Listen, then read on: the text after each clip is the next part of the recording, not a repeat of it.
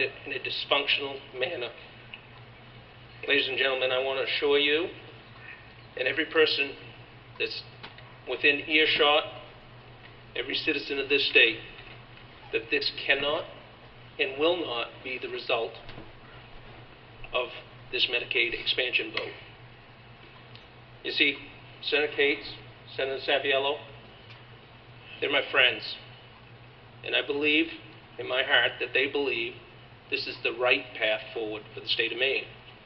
Just like I believe that Senator Jackson believes that, or Senator Kane on the other end of the aisle believes that. But at the same time,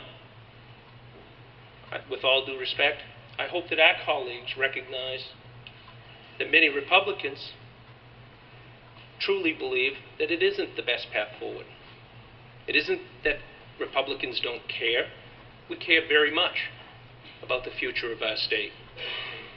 The fact of the matter is, as a result of what Republicans refer to as Obamacare, we are faced today with a decision about funding, putting in place a huge expansion of a welfare system that we recognize as consuming a tremendous portion of our state's budget. You see, the mandates, the canceled policies, the deals that were given to special interest groups that had special consideration, i.e. unions, who don't face the Cadillac tax that's upcoming, yet individuals will. That's created a tremendous burden on the job creators in this country. And as a result of that, I feel like our nation's economy is stuck in second gear. We'd love to get it into third and fourth and make it go, but all this uncertainty around the Affordable Care Act that has created tremendous uncertainty and discomfort with those who would make investments and create these jobs. All these unknowns have really drug our nation's economy down. By expanding MaineCare, if we were to do that, I feel like it would have the added effect, beyond just being stuck in second gear, but have the added effect of applying the brake to Maine's economy. Here's why. I think the administration over the past few weeks has done a really great job. The chair recognizes Senator Cumberland, Senator Haskell. Thank you, Mr. President. Mr. President, I believe that the Senate rules require that when members speak, they address the President.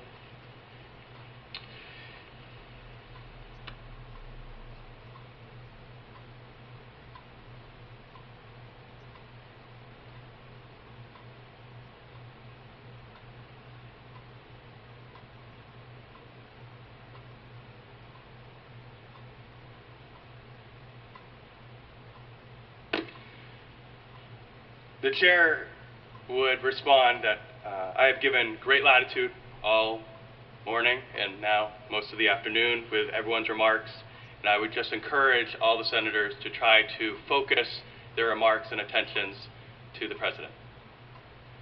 Thank you, Mr. President. If I turn to the left or the right, I apologize for that. I will try to remain focused on you and you alone.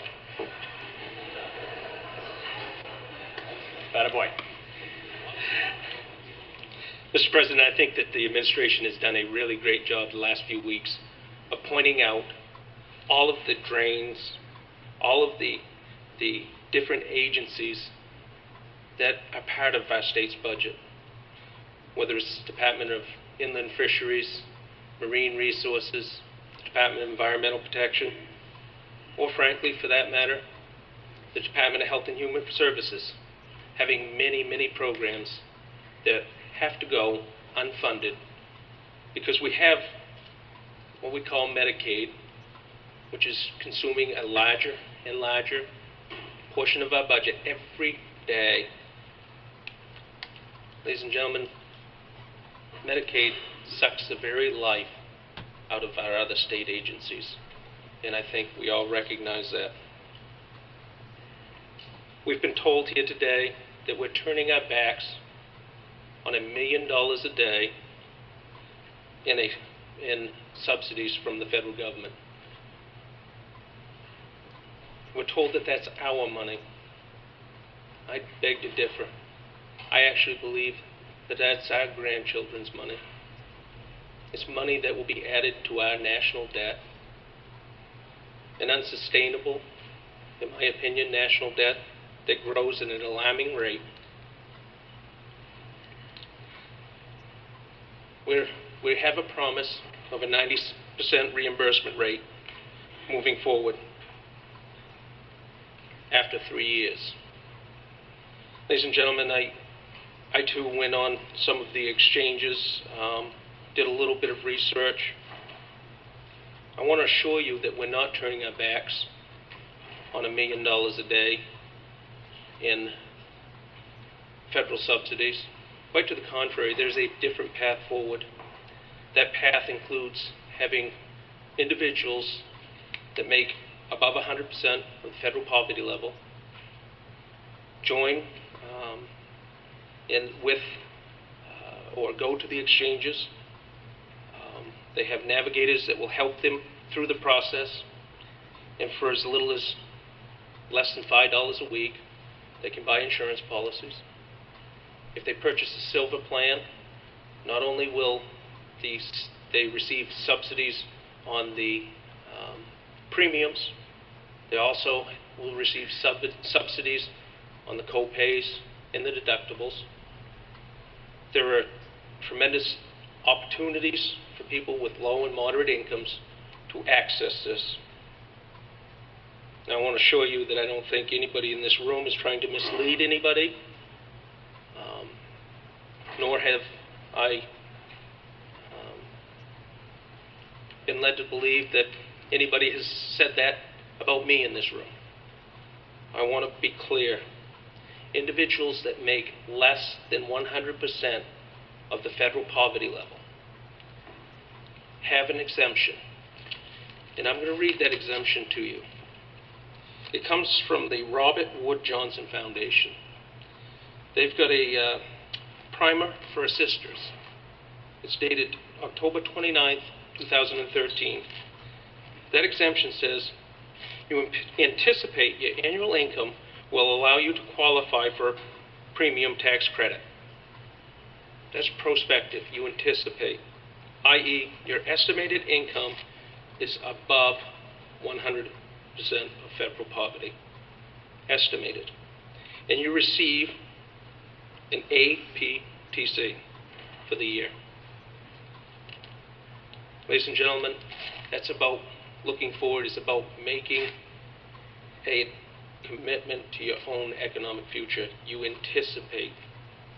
Now, however, it says, however, at the year's end, if your income is less than 100% of federal poverty, you are not, and it's underlined, not required to repay the APTC.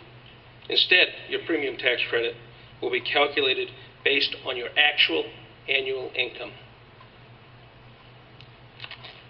Make no mistake, if you cannot, in good conscience, commit to improving your economic situation, if you do not believe that you can make more than the $11,900 a year, you should not apply for these subsidies. With that being said, ladies and gentlemen, shouldn't we be encouraging all of our neighbors and friends that find themselves in a situation where they're living below poverty? Shouldn't we try to help them and encourage them to find an opportunity to improve their own economic future? I think that's what many of us on this side of the aisle think and believe. I also think that we feel like our state is just in a position where it simply cannot afford to take on another